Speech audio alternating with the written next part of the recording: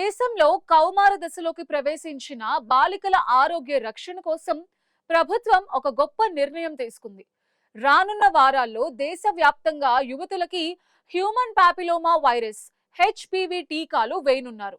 ఈ నిర్ణయంతో జాతీయ టీకా కార్యక్రమాల కింద ప్రపంచ ఆరోగ్య సంస్థ సూచించిన మొత్తం 13 రకాల టీకాలు వేయటం మన దేశంలో పూర్తవుతుంది. ఇది ప్రజారోగ్య చరిత్రలో ఒక అద్భుతమైన మైలురాయిగా నిలిచిపోతుంది. ఇప్పటి వరకు మన టీకా కార్యక్రమాలు కేవలం పసిపిల్లలు, గర్భిణీ స్త్రీల చుట్టూనే తిరిగేవి. బిడ్డ పుట్టినప్పటి నుంచి వేసే పోలియో, బీసీజీ వంటి టీకాలతో పాటు ఇప్పుడు ఈ హెచ్పివి టీకా చేరటం వల్ల సంపూర్ణ ఆరోగ్య భద్రత లభిస్తుంది. మొదటిసారిగా టీనేజ్ బాలికలను లక్ష్యంగా చేసుకుని ఈ కార్యక్రమం చేపట్టడం ప్రభుత్వం చూపిస్తున్న ఒక గొప్ప దార్శనికతకు సంకేతం అంటున్నారు వైద్య నిపుణులు. యుక్త వయసులో ఉన్న బాలికలకు రోగనిరోధక శక్తిని పెంచడం ద్వారా భవిష్యత్తులో వచ్చే భయంకరమైన క్యాన్సర్ వ్యాధులను అడ్డుకోవచ్చని శాస్త్రవేత్తలు బలంగా చెప్తున్నారు. గర్భాశయ క్యాన్సర్ బారిన పడి వేలాది మంది మహిళలు అకాల మరణం పాలవుతున్న సమయంలో ఈ ముందస్తు నివారణ చర్య ఎంతో మంది జీవితాల్లో కొత్త వెలుగులు నింపుతుంది. సార్వత్రిక టీకా పంపిణీలో ఇదొక విప్లవాత్మక మార్పుగా చరిత్రలో మిగిలిపోతుంది. సమాజంలో ఉన్న పేద ధనిక భేదం లేకుండా ప్రతి ఆడపిల్లకి ఈ టీకా ఉచితంగా అందడం వల్ల ఆరోగ్య సమానత్వం సిద్ధిస్తుంది. మన దేశం ఆరోగ్యకరమైన దిశగా వేస్తున్న ఈ నిర్ణయాత్మకమైన అడుగు భవిష్యత్తు తరాలకి ఒక బలమైన రక్షణ కవచంలా మారుతుంది. టీకా ప్రాధాన్యతను ప్రజలందరూ గుర్తించి తమ పిల్లలకు సకాలంలో వేయించడం ద్వారా క్యాన్సర్ రహిత భారతాన్ని నిర్మించవచ్చని అంటున్నారు విశ్లేషకులు. 9 నుంచి 14 ఏళ్ల వయసు అనేది ఒక అమ్మాయి జీవితంలో చాలా కీలకమైన దశ. ఈ సమయంలోనే శరీరంలో అనేక మార్పులు వస్తూ ఉంటాయి. సరిగ్గా ఇదే టైంలో టీకా ఇవ్వడం ద్వారా వైరస్ శరీరంలోకి చేరక ముందే దానిని అడ్డుకునే శక్తి లభిస్తుంది. కేవలం ఒక సూది మందుతో లక్షలాది మంది మహిళల ప్రాణాలను కాపాడడం అనేది అసాధారణమైన విషయం. ఈ పథకం విజయవంతం కావాలంటే కేవలం ప్రభుత్వమే కాకుండా తల్లిదండ్రులు కూడా చొరవ తీసుకోవాలి. ఇంటి ఆడపిల్ల ఆరోగ్యం దేశానికి సంపద అని ప్రతి ఒక్కరూ గుర్తించినప్పుడే ఇలాంటి కార్యక్రమాలకు పరిపూర్ణమైన సార్థకత చేకూరుతుంది. హెచ్పివి టీకా మన దేశంలో జాతీయ కార్యక్రమంగా అందుబాటులోకి రావటానికి దాదాపు 18 ఏళ్ల సుదీర్ఘ సమయం పట్టింది. ఇది కేవలం ఒక పాలనాపరమైన నిర్ణయం మాత్రమే కాదు. దీని వెనుక ఎన్నో తర్జన భర్జనలు, వివాదాలు దాగి ఉన్నాయి. నిజానికి ఈ టీకాకి 2006లోనే లైసెన్స్ లభించింది. 2008 నుంచి మన దేశంలో ప్రైవేట్ హాస్పిటల్స్ లో ఇది అందుబాటులోకి వచ్చింది. మొదట్లో ఆంధ్రప్రదేశ్, గుజరాత్ రాష్ట్రాలు ఈ టీకా పంపిణీకి ప్రయోగాత్మక అంకురార్పణ చేశాయి. ఖమ్మం జిల్లాలోను, వడోదరా జిల్లాలోను 10 నుండి 14 ఏళ్ల బాలికలకు పైలట్ ప్రాజెక్టు కింద టీకాలు వేశారు. పాత్ అనే అంతర్జాతీయ సంస్థ సహకారంతో భారతీయ వైద్య పరిశోధన మండలి ఈ కార్యక్రమాన్ని నిర్వహించింది. అయితే దురదృష్టవశాత్తు ఆ టైంలో కొందరు బాలికలు మరణించారన్న వార్త దేశవ్యాప్తంగా సంచలనం సృష్టించింది. ఆ మరణాలకు టీకాకి ఎటువంటి సంబంధం లేదని తదనంతర శాస్త్రీయ దర్యాప్తులో స్పష్టంగా తేలినప్పటికీ ఈ కార్యక్రమానికి అప్పట్లో ఒక రకమైన గ్రహణం పట్టింది. నైతిక ప్రమాణాలు పాటించలేదని, బలహీన వర్గాల మీద ప్రయోగాలు చేస్తున్నారని పెద్ద ఎత్తున విమర్శలు రావడంతో ప్రభుత్వం ఆత్మరక్షణలో పడింది. పార్లమెంట్ లో కూడా దీనిపై తీవ్ర చర్చ జరగటంతో 2010లో కేంద్ర ప్రభుత్వం ఈ కార్యక్రమానికి తాత్కాలికంగా తెరదించింది. శాస్త్రీయంగా ఈ టీకా ప్రపంచవ్యాప్తంగా సురక్షితమని నిరూపితమైన మన దేశ ప్రజల్లో ఉన్న అనుమానాలను తొలగించడానికి 10 ఏళ్లకు పైగా సమయం వృధా అయింది. ఈ కాలయాపన వల్ల కొన్ని లక్షల మంది బాలికలు టీకా తీసుకునే సరైన వయసుని దాటిపోయారు. ఇప్పుడు వారంతా క్యాన్సర్ ముప్పులో ఉండే అవకాశం ఉంది.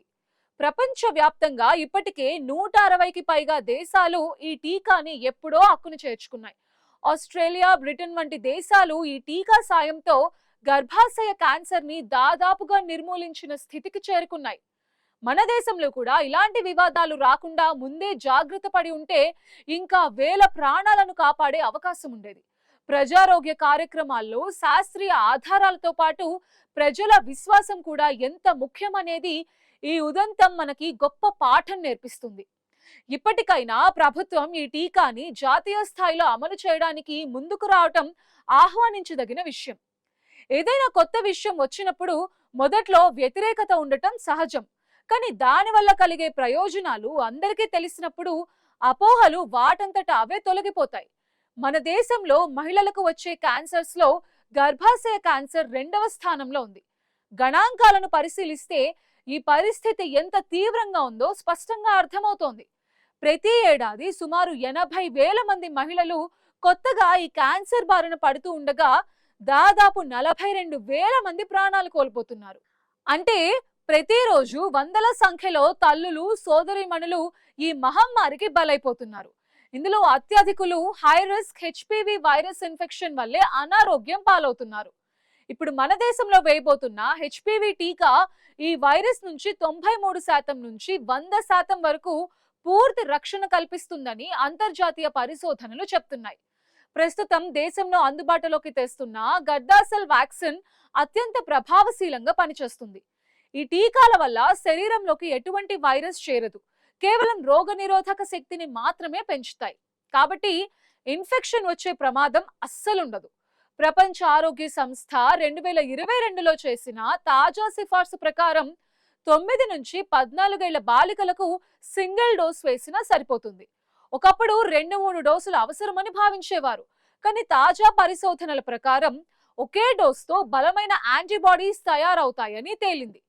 దీనివల్ల టీకా ఖర్చు తగ్గడమే కాకుండా ఎక్కువ మందికి వేగంగా టీకా వేసే అవకాశం కలుగుతుంది.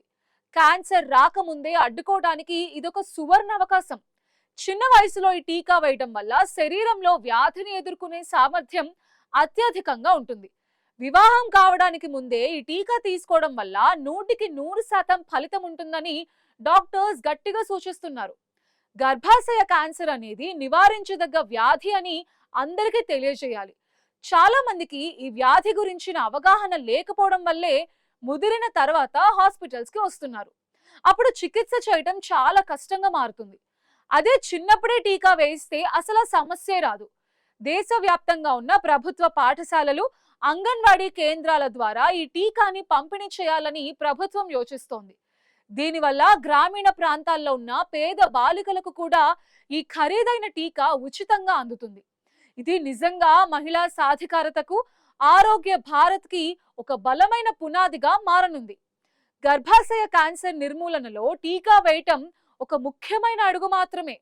అయితే టీకా వేయించుకోవడం ఒక్కటే సరిపోదని నిపుణులు చెబుతున్నారు. టీకాలతో పాటు క్రమం తప్పకుండా క్యాన్సర్ పరీక్షలు నిర్వహించడం కూడా ఎంతో ముఖ్యం. టీకా వేయించుకునే వయసు దాటిపోయిన, వయసు మళ్ళిన మహిళలకి పాప్స్మియర్ లేదా హెచ్పివి పరీక్షలు కనీసం 5 ఏళ్లకు ఒకసారి చేయించాలి.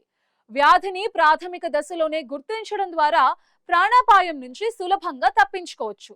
ప్రభుత్వం ఈ టీకాని ఉచితంగా అందించడం వల్ల వివిధ సామాజిక వర్గాలలో ఆరోగ్య సమానత్వం పెరుగుతుంది. కానీ కేవలం టీకా ఇచ్చి చేతులు దులుపుకోకుండా ప్రజల్లో ఉన్న అపోహలను తొలగించడానికి పెద్ద ఎత్తున ప్రచారం చేయాలి. టీకా ఎందుకు వేస్తున్నారు, అది శరీరంలో ఎలా పనిచేస్తుంది, దానివల్ల కలిగే దీర్ఘకాలిక ప్రయోజనాలు ఏమిటో సామాన్యులకు అర్థమయ్యేలా విడమర్చి చెప్పాలి. గతంలో వచ్చిన వివాదాల నేపథ్యంలో కేవలం డేటా మాత్రమే ప్రజలను నమ్మించలేదు. పారదర్శకమైన కమ్యూనికేషన్ ఎంతో కీలకం. సామాజిక సమానత్వం సాధించాలంటే ప్రతి గ్రామంలో ఉన్న చివరి అమ్మాయి వరకు ఈ టీకా చేరాలి.